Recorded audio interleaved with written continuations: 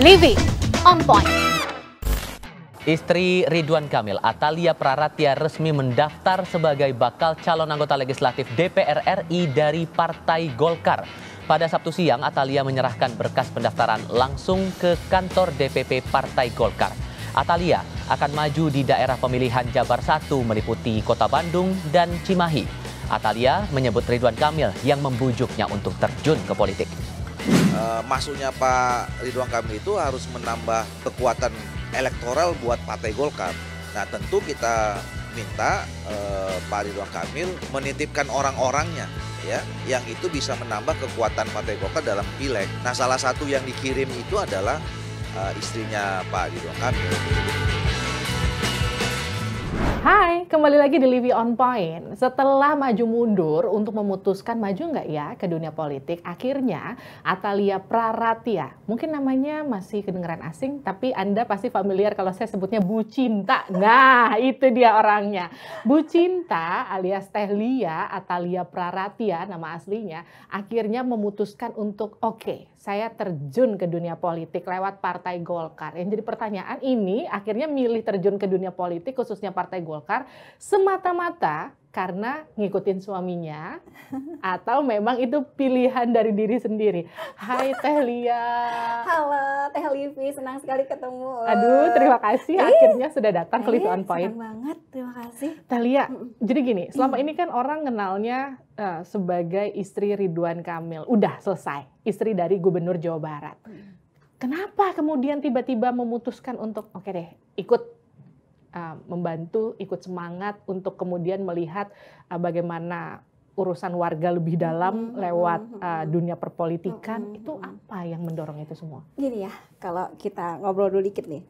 Jadi kita tuh kan mencintai negara ini ya. Kalau kita cinta sama negara, maka kita harus melakukan kerja-kerja kebaikan. Nah, saya melihat karena saya ini latar belakang saya ini adalah pendidik ya, saya ini dosen. Kemudian saya juga ini adalah penggerak masyarakat, saya ini aktivis sosial kemanusiaan, termasuk pejuang hak perempuan dan anak, maka itu bisa sebetulnya menjadi ranah perjuangan gitu. Jadi kerja itu kerja kemanusiaan gitu. Tapi apa dampak yang didapatkan hanya sekelompok orang atau mungkin lebih luas dari itu, tapi hanya sebegitu aja. Terus kemudian apa balasannya? Senyum warga. Waduh, itu udah bikin bahagia dan saya menyukai profesi itu gitu, terus terang seperti itu. Nah, tapi kemudian ada lagi hal-hal yang bisa dilakukan, yaitu masuk atau kerja politik.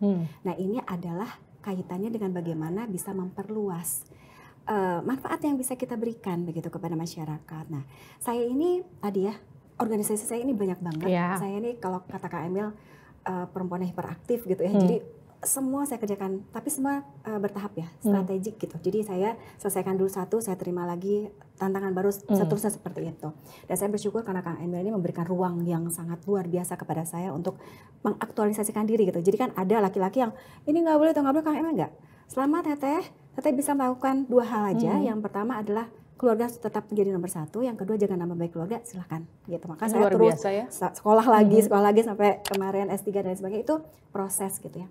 Nah, saya kan sudah terbiasa dengan berbagai organisasi saya itu, saya melihat fenomena masyarakat secara langsung gitu, bukan katanya gitu. Saya berkaitan dengan masalah stunting misalkan, saya terkait dengan kasus-kasus kekerasan yang terjadi, saya menyentuh secara langsung apa kejadian-kejadian di masyarakat. Nah, tapi berjalannya dengan waktu dan kebetulan saya ini ada sesuatu yang mungkin berbeda dibandingkan dengan yang lain, karena saya ini pernah mendampingi seorang Ridwan Kamil, yang mana saya belajar banyak dari Kang Emil dengan bagaimana dia bisa menguasai segala situasi yang ada dengan cara-caranya yang menurut saya sangat elegan gitu ya.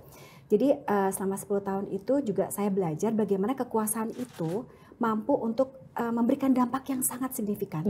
Bagaimana perubahan masyarakat Kota Bandung dulu dari sebelumnya seperti apa menjadi seperti apa, itu tidak bisa dibantah ya, orang-orang tahu itu. Bagaimana kemudian juga ketika Kang Emil menjadi gubernur juga sama, sebelum dan sesudahnya itu terlihat nyata. Nah, saya belajar bagaimana ternyata itu kekuasaan itu bisa merubah dari sesuatu yang sebelumnya buruk menjadi lebih baik. Maka saya berpikir nampaknya ini sudah saatnya begitu. Saya kemudian untuk menerjunkan diri daripada saya ingin menunggu perubahan hadir dengan sendirinya. saya di sini hanya bisa mengkritik dan lain-lain ya, karena terus terang saya ini orang yang sangat terbuka dengan Kang Emil. Kita sangat demokratis sekali. Jadi Kang Emil bisa jadi berbeda pilihan dengan saya, itu sangat biasa terjadi di keluarga kami, betul begitu. Nah jadi pada akhirnya saya berpikir bahwa daripada saya berpangku tangan tidak melakukan apa-apa dengan apa yang saya lakukan, saya lebih baik ya sudah saya turun tangan begitu. Oke. Ya, seperti kemudian nih jadi pertanyaan kan gini, selama ini kan sudah oke banget dengan banyak penghargaan yang Teteh dapat. Tapi kemudian yang jadi pertanyaan orang kan gini, kenapa nggak dukung aja sih suaminya berkarir seperti yang selama ini dilakukan dari balik layar begitu kan? Karena kan kita lihat ya bagaimanapun seperti kata orang banyak, lelaki yang hebat itu karena perempuan yang hebat ada di belakangnya. Dan aku ngelihat itu luar biasa atas salah satunya perannya Teh Atalia begitu terhadap Kang Emil. Kenapa nggak begitu aja? Kenapa milih untuk terjun langsung? Sebetulnya itu menjadi pilihan utama saya. Tapi kemudian justru dorongan ini datang secara langsung dari Kang Emil sebagai suami saya. Jadi Kang Emil justru menyayangkan gitu. Jadi sering menyampaikan kepada saya, Teteh punya kapasitas, Teteh punya kapabilitas, Teteh punya popularitas, elektabilitas, sayang gitu. Jadi Kang Emil bilang bahwa Teteh itu sedang rising star, katanya baca gitu ya. Jadi dengan segala pertimbangannya, seorang suami menyampaikan itu pada istri menurut saya sebuah privilege. Tapi punten, ini bukan karena Kang Emil sekarang jadi ketua tim pemenangan Jawa Barat di Golkar, bukan? Gini, sebetulnya obrolan ini sudah lebih dari 1 tahun yang lalu. Jadi gini, saya itu sering ngobrol, jalan-jalan. Kami ini orang yang senang sekali jalan kaki. Kadang-kadang jalan kaki, kadang-kadang sepedaan, kadang-kadang motor-motoran, kadang-kadang mobil-mobilan gitu ya. Tapi setiap kali, apalagi khususnya di Kota Bandung, itu saya itu selalu begini, ini tuh harusnya gini ya, ini tuh harusnya gini ya. Dia bilang, siap Bu Wali, dia tuh begitu dari dulu. Jadi nyindir ya. Terus saya bilang, apaan sih? Enggak, aku nggak tertarik gitu. Jadi proses untuk meyakinkan saya itu tidak mudah gitu. Jadi justru begini, semua yang Kang Emil sampaikan kepada saya pada waktu itu sampai akhirnya saya memutuskan iya, bismillah gitu, saya akan terjun all out untuk politik begitu. Itu tidak mudah gitu. Jadi memang ini effortnya mungkin harus ditanya sama Kang Emil deh. Jadi mungkin saya ini adalah orang yang paling sulit untuk diajak bergabung ke dalam partai politik begitu. Kita bilang punya background yang begitu luar biasa dari dunia pendidikan, dari dunia sosial dan segala macam itu. Apa yang mau diperjuangkan nanti kalau jadi anggota dewan? Wow, banyak sekali. Karena fenomenanya di masyarakat luar biasa, luas ya. Saya memang sebetulnya saya tidak fokus di Kota Bandung dan Cimahi saja sebagai dapil saya sekarang. Saya ini lebih luas di Jawa Barat. Tapi Bandung dan juga Cimahi itu tidak pernah diabaikan karena menjadi kota besar seperti Kota Bandung dan Cimahi itu bisa menjadi patokan bagi kegiatan-kegiatan di luar wilayah lainnya gitu ya. Banyak sekali. Mau bicara tentang apa? Ini dari sudut pandangnya berbeda. Kita mau bicara terkait dengan kekerasan. Kekerasan pada perempuan dan anak itu masih tinggi. Kita bicara terkait dengan, sekarang yang lagi hits aja. Bagaimana kemudian terkait dengan kesehatan perempuan. Ternyata sifilis yang sekarang lagi heboh di Kota Bandung saja kita bicarakan. Itu dari 29 ribuan yang diperiksa, ternyata 830 adalah dia dinyatakan terkena ya, terkena positif berarti dia sifilis gitu. Tapi hanya 300 yang kemudian mereka mau berobat gitu. Belum lagi HIV. HIV ini juga cukup tinggi di Kota Bandung dan ternyata kasus untuk tahun 2022 ternyata 16% itu kena ibu rumah tangga. Bayangkan, itu menjadi satu hal yang menjadi perhatian tentu saja. Belum lagi TBC. Jadi masalah kesehatan atau penyakit menular itu juga banyak sekali yang harus dipersiapkan dan dicari solusinya gitu ya. Termasuk apa lagi? Kasus pernikahan anak. Itu tidak saja Kota Bandung, tidak saja Cimahi, tapi juga Jawa Barat itu tinggi sekali. Sampai sekarang masih menjadi masalah. Belum lagi hal-hal yang berkaitan dengan infrastruktur, bagaimana kemacetan, bagaimana kemudian tempat-tempat yang ramah untuk perempuan dan anak seperti misalkan ruang laktasi kah gitu ya, aksesibilitas. Kan kita harus jalan atau pergi itu dalam keadaan nyaman, aman dan lain sebagainya. Jadi banyak sekali sebetulnya. Isu yang Teteh bawa dan mau diperjuangkan itu kan begitu luar biasa dan banyak. Kenapa jadi anggota dewan sih? Nggak mau jadi wali kota Bandung aja? Biar langsung aja gitu. Gini, saya sempat ngobrol dengan Kang Emil. Jadi kita punya komitmen bersama sesungguhnya bahwa kita tidak boleh ada dua matahari. Dua matahari itu artinya ketika Kang Emil misalkan di eksekutif, maka saya tidak di eksekutif gitu. Oh, wow. Karena bayangkan menjadi seorang kepala daerah itu membutuhkan pendamping. Pendamping ini yang ya menjadi yang itu. Jadi organisasi ex officio bagi seorang pendamping kepala daerah itu ada 8. Itu belum apa udah 8. Belum lagi organisasinya ada 14 ya. Berarti sisanya ada di luar itu. Nah, tapi itu tidak seperti itu. Saya merasa bahwa cara saya untuk menyeimbangkan kehidupan itu tidak seperti itu. Nah, maka ketika saya dikatakan oleh Kang Emil, Teh, memperjuangkan itu tidak bisa. Jadi politik itu ada sesuatu yang mulia. Saya katakan di awal ya. Jadi ketika saya mengatakan bahwa ya Bismillah itu adalah di akhir-akhir sebelum ditutupnya masa pencalonan kemarin gitu ya. Nah, pada waktu itu Kang Emil bilang, Teh, politik itu mulia. Jadi politik itu harus dipegang oleh orang-orang yang memang tepat begitu. Kalau tidak tepat, maka semua apapun gagasan, apapun visi, ide dan lain sebagainya itu tidak akan pernah bisa berhasil. Betul, karena dia bawa amanat rakyat. Betul sekali. Nah, maka saya berpikir, oh kalau begitu ya sudah, berarti kita lakukan apa yang bisa kita lakukan. Nah, kembali bahwa kami berkomitmen seperti itu. Jadi sejauh ini saya merasa bahwa itu tidak melanggar konstitusi, gitu ya, bahwa hak dipilih dan memilih adalah hak setiap warga negara. Jadi saya ya udah Bismillah. Teteh itu kan orang yang secara personal sudah jelas punya kapabilitas, elektabilitas punya. Mungkin 80% orang di Indonesia tuh sudah tahu nama Bu Cinta, tapi bukan nama Atalia Praratya. Itu gimana nanti? Itu masalah saya. Sosialisasinya kan di baliho-baliho. Ini teh Bu Cinta, kenapa namanya Atalia Praratya? Orang kan nggak tahu. Itu gimana tuh? Asli, itu juga jadi PR buat saya sebetulnya saat ini. Karena saya kemana-mana, saya ke Kalimantan, saya ke Papua, saya ke Aceh dan lain-lain, semua orang menyebut saya Bu Cinta. Di mana-mana, di airport, di pasar dan lain sebagainya. Nah, justru itu PR buat saya, dan mungkin ini peluang bagi yang lain. Tapi pada intinya bahwa sekarang saya sedang melalui proses itu ya. Jadi bagaimana supaya orang lebih mengenal saya sebagai Atalia gitu. Jadi kalaupun ada Bu Cinta Atalia dulu nih prosesnya. Nanti lama-lama Bu Cintanya hilang deh gitu ya. Seperti itu. Jadi pelan-pelan. itu jadi PR tersendiri PR, sekarang ya. Betul. Nah, terus kalau kita bicara soal gini, ini aku mau masuk soal Kang Emil yang beberapa kali dari survei, lembaga survei, hasil surveinya itu kan masuk ke dalam jajaran cawapres ya. Masuk elektabilitasnya lumayan loh Teh. Kalau nih, kan kita masih belum punya nih cawapres ya kan. Kalau ternyata masuk nih Kang Emil jadi salah satu cawapres di paslon yang sekarang udah ada capresnya. Akankah tetap maju ongoing untuk jadi calegnya atau itu nanti bisa di hold dulu? Gini, saya ngobrol dulu sedikit terkait dengan Kang Emil ya. Saya sih kalau sebagai istri ya, saya melihat tahu banget Kang Emil karena saya 27 tahun sama Kang Emil. Kang Emil ini dia punya semuanya. Dalam arti saya ngerasa dia pintar banget gitu. Dia visioner banget, dia problem solver banget. Jadi dia tuh orang yang kalau melakukan sesuatu tuh sepenuh hati dan dia tahu melakukan. Dan dia karena dia punya kelebihan, dia kan orang otak kanan ya. Dia tuh otak kanan banget. Jadi dia tuh dengan imajinasi gitu. Itu yang kemudian kenapa perubahan begitu luar biasa. Nah, jadi saya tidak menafikan bagaimana Kang Emil ini adalah seseorang yang punya kompetensi yang luar biasa untuk level apapun sesungguhnya. Dan semakin lama perjalanan 10 tahun ini saya melihat kesiapan Kang Emil untuk di level apapun gitu ya. Nah, tapi tentu karena kita berhadapan dengan partai yang tentu kita akan manut pada keputusan itu. Nah, bagi saya sendiri, saya sebagai istri, dimanapun saya ditempatkan, yang paling penting saya mendukung Kang Emil.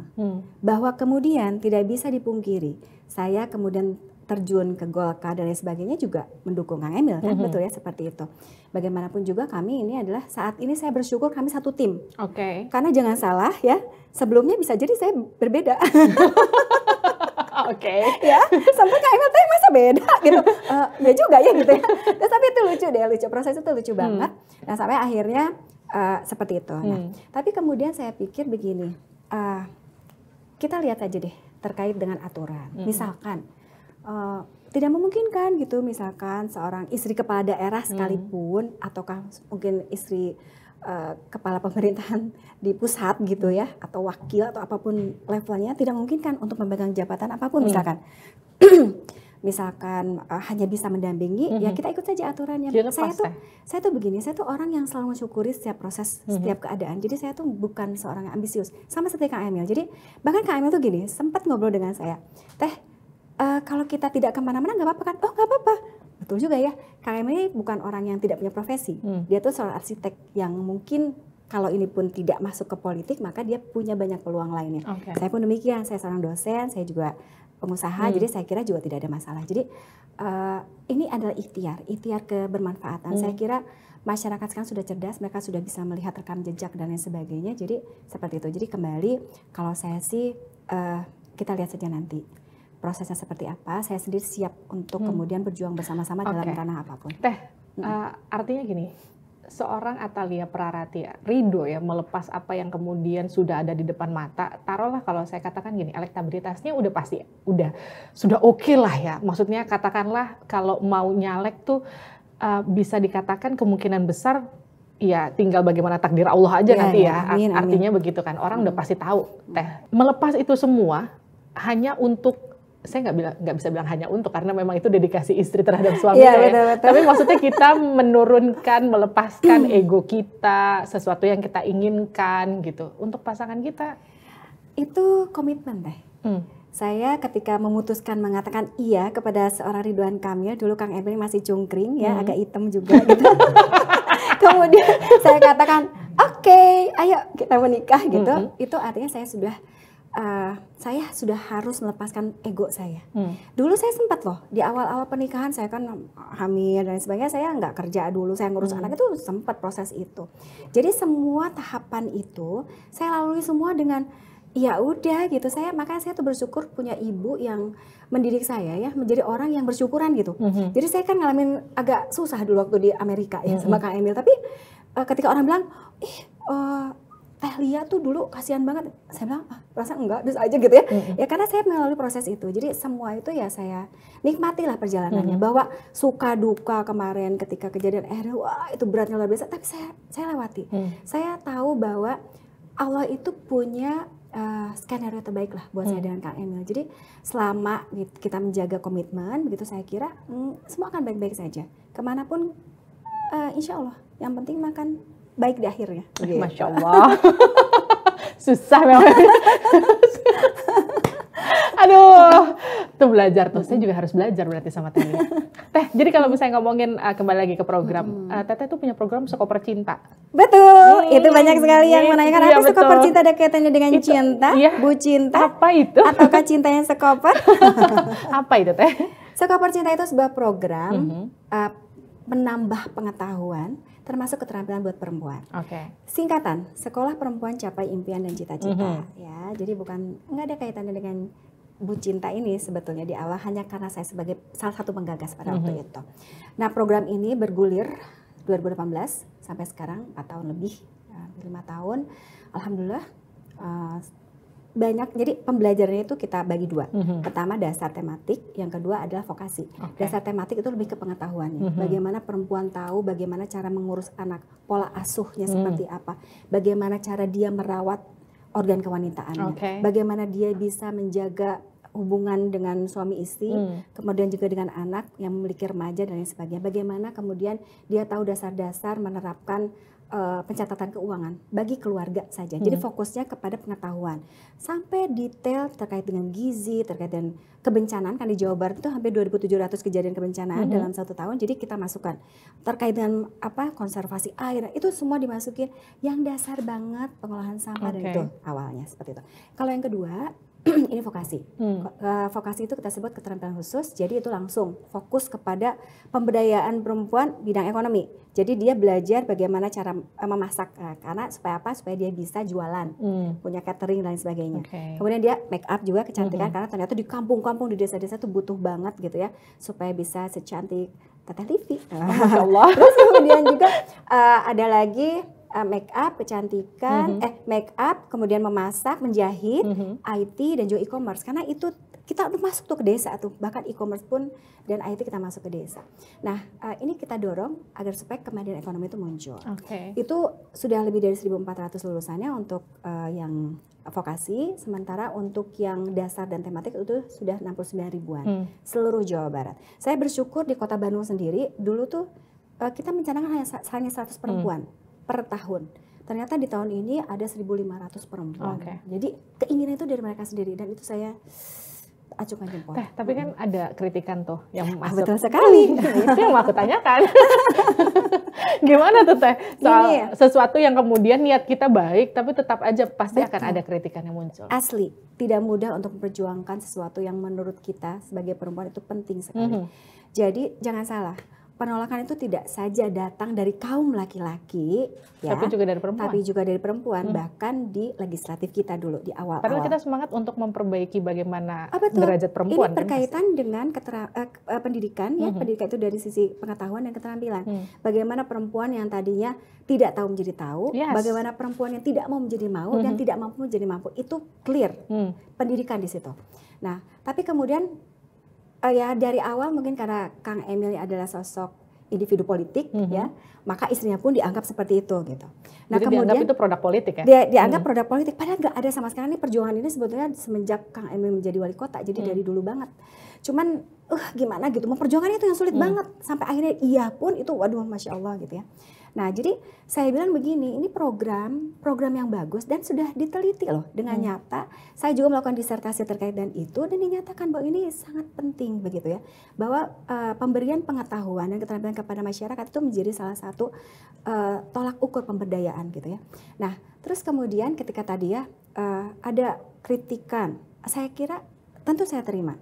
Apapun untuk membuat program ini lebih sempurna gitu ya. Dengan segala keterbatasan itu tentu kita terima dan kita setiap tahun itu kita lakukan perubahan kok. Bahkan terkait dengan isi kontennya pun kita sesuaikan karena yang membuat konten itu saya langsung pada target sasarannya. Maksudnya begini, kebutuhannya apa nih? Oh ternyata kebutuhannya adalah tentang tadi bagaimana mengolah sampah, maka DLH yang saya libatkan, dinas kebersihan saya libatkan di situ gitu ya, sama komunitas terkait dengan kebersihan gitu. Itu saya libatkan. Terkait dengan air, PDAM saya masukin. Jadi memang semua sumbernya sumber-sumber yang kompeten.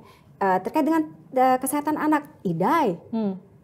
Kesehatan keluarga, IDI saya masukin. Jadi memang dari mereka gitu, mereka berkontribusi gitu. Nah jadi menurut saya itu memang tidak pernah sempurna karena setiap tahun pasti ada perubahan dari sisi konten sekalipun, dari sisi penyelenggaraan sekalipun, karena dulu itu hanya 2.700 Teh untuk sekali pelaksanaan kegiatan. Sekarang itu dalam 1 tahun bisa 27.000 bayangkan peserta didiknya. Wah kan luar biasa ya effortnya gitu. Nah jadi saya nggak ada masalah dengan itu, maka kita akan perbaiki terus. Tapi ketika ada orang yang mengkritisi terkait dengan sesuatu yang lebih penting dari itu, misalkan ngapain sih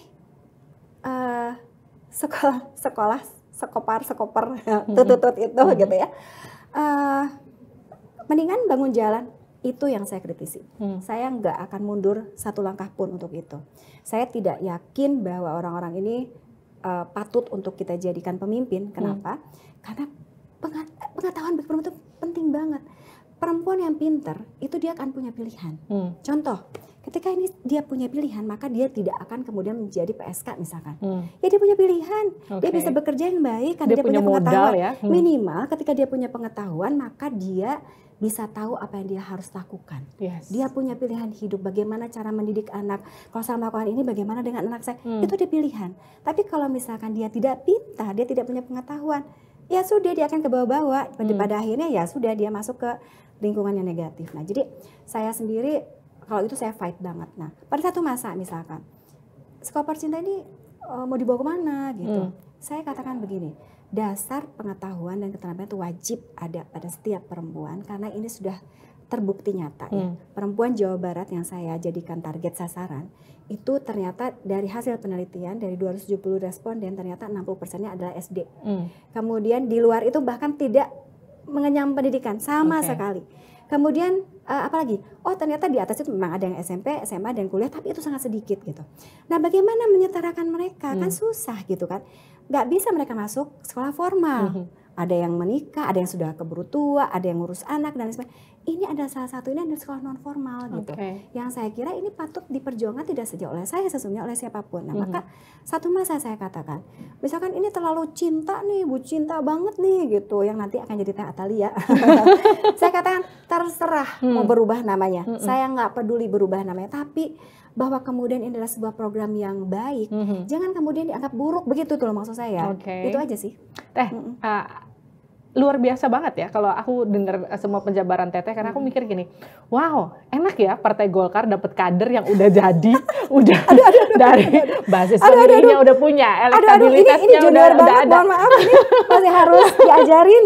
Ya maksudnya segala modalnya udah ada gitu, maksudnya nggak perlu diolah lagi untuk jadi satu politisi yang oke gitu, katakanlah gitu. Berapa banyak Teh kemarin selain Golkar yang udah ngelobi Teteh sebenarnya? Aduh, saya mungkin nggak harus sampaikan di sini, tapi ada beberapa Teh gitu. Dan di antaranya juga yang langsung to the point gitu, untuk calon di Kota Bandung gitu, ada begitu. Tapi beberapa juga ada masuk ke partai gitu. Ada, dan ada yang langsung ke saya, ada melalui Kang Emil, ya itu satu hal yang wajar ya. Tapi kemudian kami berdiskusi Teh. Jadi saya ini dengan Kang Emil alhamdulillah jadi kayak teman gitu, sering diskusi, ngobrol segala macam.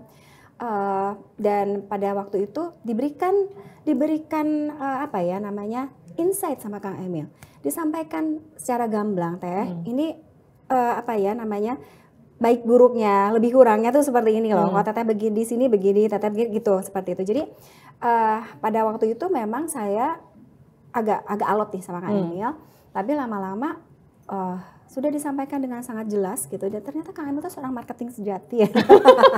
Jadi sama istri juga harus ngelobinya, bener ya? Salah. Mungkin sih. Saya ini adalah yang paling sulit untuk diyakini oleh Kang Emil. Karena kan kalau orang lain kan kagok ya sama Kang Emil ya. Tapi kalau saya kan udah 27 tahun, jadi saya udah biasa gitu diskusi sama Kang Emil.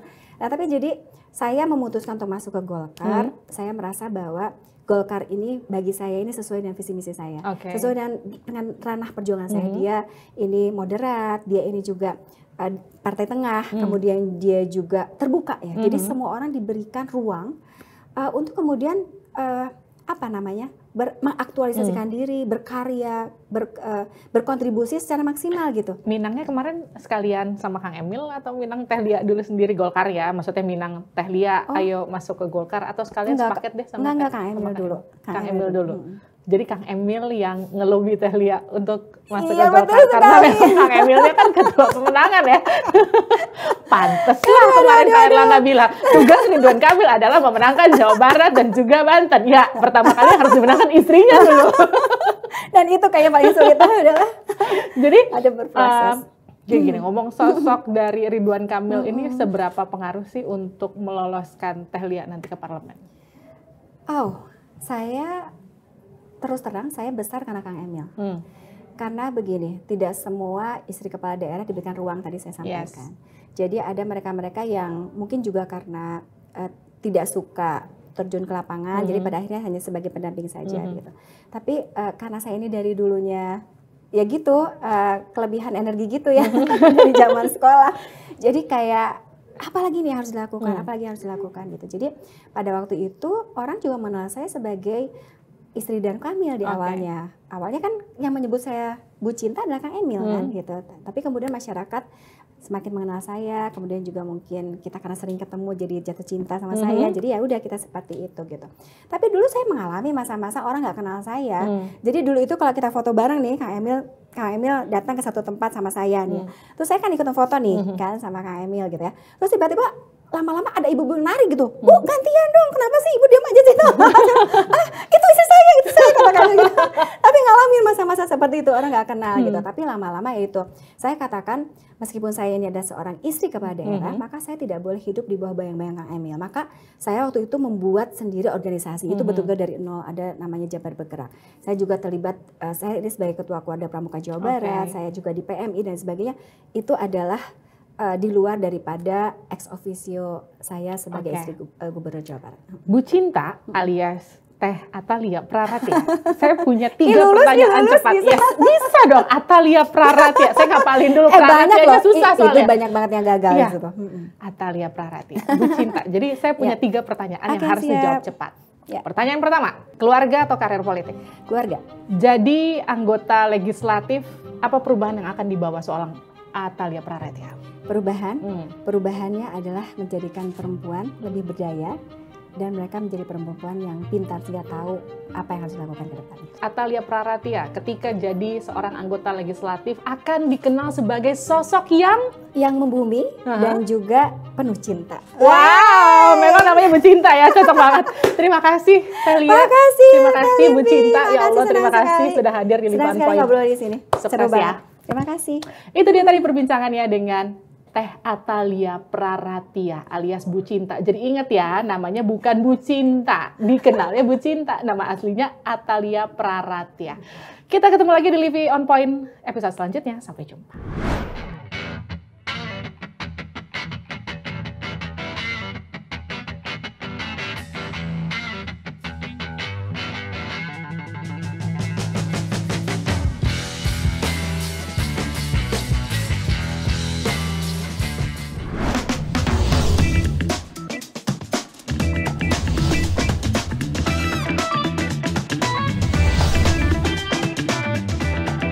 Live On Point.